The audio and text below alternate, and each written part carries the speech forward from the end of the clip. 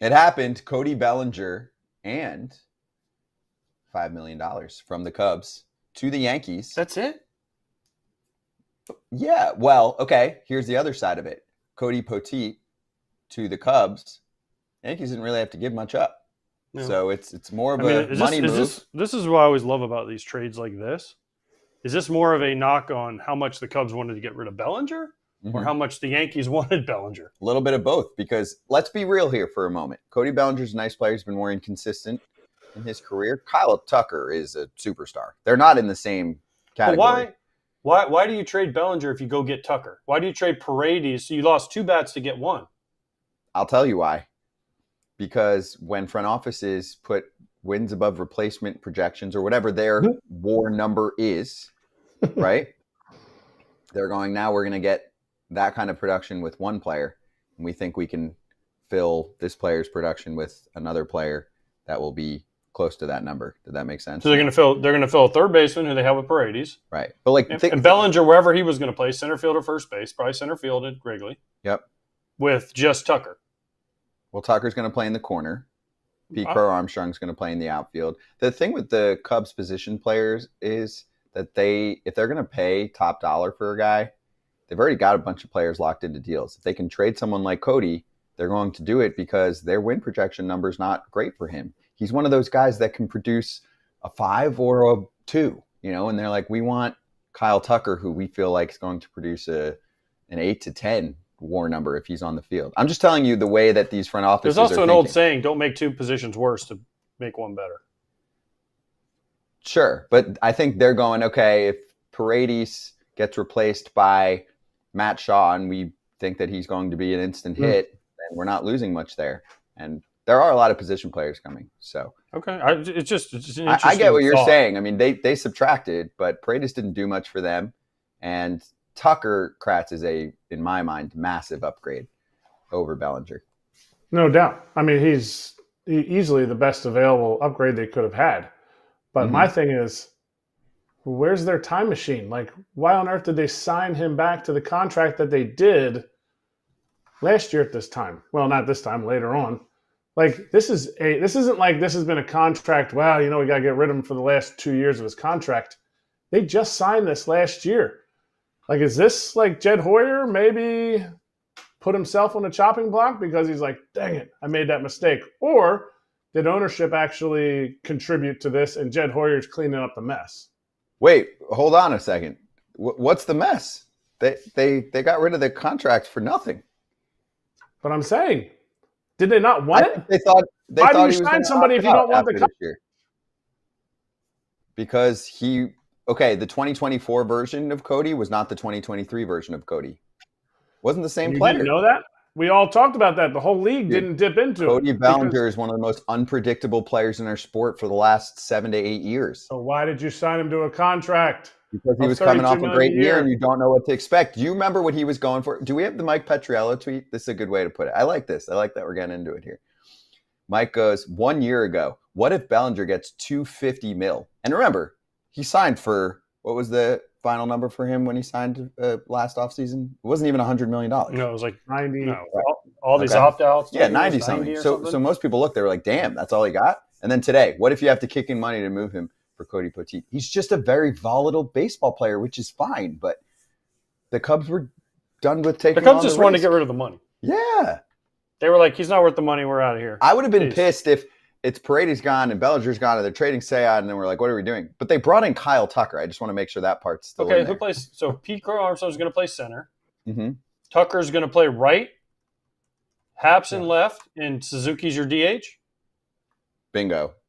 Okay. Has to. Suzuki had tremendous numbers. If somebody could have picked up great. I just don't want him in the outfield. Let's be honest here, though. I'm going to say this. And Cubs could have kept him. But the point is, they're cheap. That's the point. The point is, thank you. That's the point. They don't want to spend money. Why couldn't they have kept him one more year? They just brought in Kyle Tucker. So what? What's Kyle Tucker going to make? What does that matter? Now, if they go out and get somebody. I'm just on a different page with the difference between these two players. And this is why, for me, I mean, this is a great Kyle fit. Tucker is a great player. Right. He's probably a better player than Cody Bellinger. They're not in way the better. same weight class. Bellinger has an MVP under his belt. No. Kyle Tucker, way better player. I agree with that. But what AJ said was they could have kept him. They could have kept Cody Bellinger. Unless they're going to go put it into a starting pitcher, why not keep him to make the best team you could possibly? You only have Kyle Tucker for 1 year guaranteed. So if they reallocate those funds elsewhere, then you're okay, being that they have an outfield surplus. What are they going to allocate it to? They need bullpen help. Their bullpen trash last year, fell apart. Right. Also, Outfield. who are they looking into right now? Luzardo? Yeah, he's not making $30 million. You got to go spend it. This was a money saving move. And they had a surplus. I'm not as high on him. They had a surplus of outfielders, Yeah. so they said we can get rid of the guy making the most money. Oh, and we can get Cody Poteet, but we got to kick in $5 million. I'm never one to hold back on cheapness. I get what you guys are saying. I'm just not. This was a money move. I'm not as high on the player. Of course, it was. It was a money dump. But they're cheap. So you think Pete Crow Armstrong? Services? You think Pete Crow Armstrong gives you more than if he goes to the bushes and Cody Bellinger plays center field? Gold Glove center field. Guys, Pete Crow Armstrong, Craig Counsell loves Pete Crow Armstrong. Yes, they do. Loves him. Also, Great there's a lot of people in the organization and around there that weren't, and Craig Counsell was constantly in his corner. dude, he's a Gold Glove caliber defender who just got to the big leagues. And guess what? I'm going to give you a little info that's going to help to tell the story. You guys can think one way. I'm telling you what's being talked about behind the scenes and why the decisions are made. Pete Crow Armstrong had not half, Don't but even throw WAR at me. much less ABs than Cody Bellinger, okay? Baseball Reference WAR for Bellinger, 2.2. Pete Crow Armstrong playing much less than Bellinger this year, had a 2.3. Don't throw WAR at me. It doesn't matter. You guys are Don't wrong on this one. This is why they're making the move. Stat. Guys. It was a money move. Cody Bellinger versus Kyle Tucker is not in the same category. Well, we just said that. Tucker's a better player. Nobody said they aren't. You're arguing with yourself now. I'm not arguing with myself. I think you guys are giving too much credit to Cody. If he was such a hot commodity, why didn't more teams want him and he was just a salary dump? Because he doesn't fit on every team. The whole market didn't want him. He doesn't fit on every team. He doesn't fit. He doesn't fit on the Cubs. Dodgers? He doesn't fit on the Cubs. He doesn't fit on other teams. The Cubs have spoken. We like Pete Crow Armstrong better. We want Seiya at DH. We just got Kyle Tucker, and we have Ian And we Happ. saved $25 million. No spot for you. We saved $25 million. No spot for you. There's no spot for him. Did they not just speak? They thought he was going to opt out. What do you think? think? Hard no on way, Cody? no chance. They knew he wasn't opting out after the year he had this year. Guys, he opted out last year, and he got. They paid him. High on him. Why did they pay him then? Like what Kratz said. 2 years ago, he was a much better player than what he just put together last year. And the big debate was, is this the new Cody? Is he at this level, right? He adjusted, his batting average, on base percentage were much improved based on the hitting adjustments that he made, right? Less swing and miss in his game. People were like, but also a lot less hard hit. He's a very complicated player. And I think they had an opportunity where the Yankees were going to take on the money. I don't know. There it was. Thank you. You finally said it.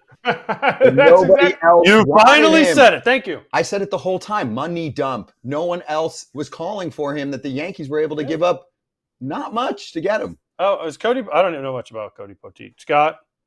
Not much to know. Nice depth piece on the pitching staff. He's done really well. Blue Jays were interested. Correct. 2 teams interested. And the Blue Jays weren't interested enough to get the deal done. Shocker. Blue Jays should have been all over this one if they were really interested, because they're having trouble recruiting right now. Were the Red Sox in on them? They're in on everyone. Okay? That's what I'm saying. They're calling about you. All right, let's do the Yankees side for a couple minutes. Tell me what this means. Tell me what you think the Yankees are doing in there. I only have one question for Juan Kratz. Soto sweepstakes. I only have one question for Kratz. They missed out on Juan Soto. Now are they better? I think they're a better team now with Fried, Devin Williams, and Cody Bellinger than they were with just Juan Soto. Because if they sign Soto, I don't know that they can get those other people that they just went out and got. So I think they're a better team. I think them missing out, as we said kind of at the time, some people said it might be a blessing in disguise for the Yankees over the long haul. Yes, I know the Mets season tickets are through the roof. Whoop-de-doo-dah, they should be. But they're also – the Yankees season tickets are going to be through the roof too. When you look at their starting rotation, they now have a lockdown closer, and they have a center fielder / first baseman and a guy that people know. I think right now, and if the Yankees do more, the Yankees are winning this offseason. What did what was the biggest issue? Obviously, it came to light in the World Series. The Yankees were not athletic. They were not versatile enough. Now they got a lot more versatility. They put their athleticism out there with Cody. I know he only had, I think, 9 stolen bases or something last year, but he can play different positions at a Gold Glove level. Juan can't do that. They're going to miss his bat. Nobody can deny the fact that they're going to miss what Juan Soto brought to that team. He helped Aaron Judge win an MVP, hitting behind him the whole year, right? Right? Anyway, then you add to your rotation. To me, I agree with you, AJ. They are better off without Juan, and they're way more flexible now. Okay, let's show Jim Bowden's tweet. He said, since losing Soto, Yankees have signed Fried, Williams traded for Bellinger. Next on the agenda is first base. Christian Walker, Paul Goldschmidt, Carlos Santana, all possibilities. I can argue this is a better team already than last year. First of all, there's a big difference between those 3 first basemen, so we'll see what happens there. I also think they could be involved in the trade market for a first baseman. There's quite a few that are available. But on top of all of that, I'm on the other side here. I think this loss is going to hurt. Soto? Yes. Loss is going to hurt. I'm just going to say Griffey. Griffey, when he went to the Reds, they won 116 games the next year with him and A-Rod gone. Just saying. The Mariners did. Yeah. Just saying the Mariners did. Yeah. Just throwing it out there. Yankees have a nice team. I would rather have had Soto. With everything that goes with it, what if it diminishes Judge's career by a year and a half because he's got to roam center field? You're not moving Soto out of right yet. Everyone's like, oh, it might be a DH by 31. Like, I think Soto's going to be fine. He's going to play completely average in right field for more than just 3 or 4 years. But now you're able to get Judgy off of center field, which improves him. To me, I think the longevity of not having signed him is going to be big. Obviously, it depends on what offense they plug into first base, too, because they didn't get anything from it last year. Judge and Soto in the corners, Martian in center field. Ken Rosenthal wrote about it in his notes article last night. He said they might like him better in center field than they do in left. Judge? But he's more comfortable there. No, Judge has to be in the corner. Oh. Martian. Jason. Oh, I got a signed Martian card last night. Does anybody want to buy it? Derek, paging Derek. Oh, you got a signed Jason Dominguez card? Mm-hmm. How'd that actually? That's got paging Derek Lewandowski. But anyway, he's going to be in AAA, but don't worry about it. He's going to be in AAA playing, so that'd be a nice AAA card for you because they just. Well, who's playing left field for the Yankees? Trent Grisham. No chance, bro. You're crazier than Scott. Wait, guys. You're crazier than Scott. Jason Dominguez on the team starting next year. Dominguez, Judge, Bellinger. Yeah, I know. And there's a chance, like I mentioned, that Dominguez you put plays Walker some center. and or Goldschmidt and or Pete Alonso at first base, and you go and you rage. Let's go, boys. Okay. And you fire Bregman. Or if they don't get any of those guys, they can move Cody to first base and let Jason play center. And then who's playing left? No chance. Don't even say it. Don't even say it. John Birdie.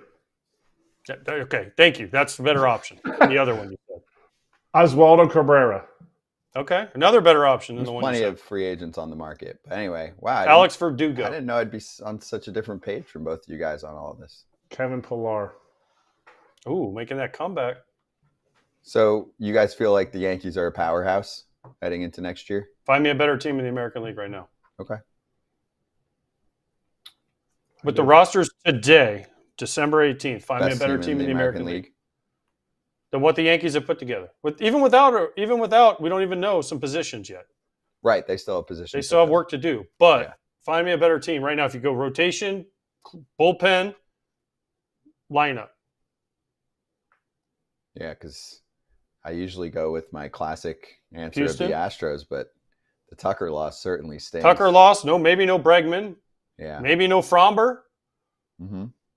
Maybe no Presley. Okay. I don't know. It's a good team. We'll see what happens. All right.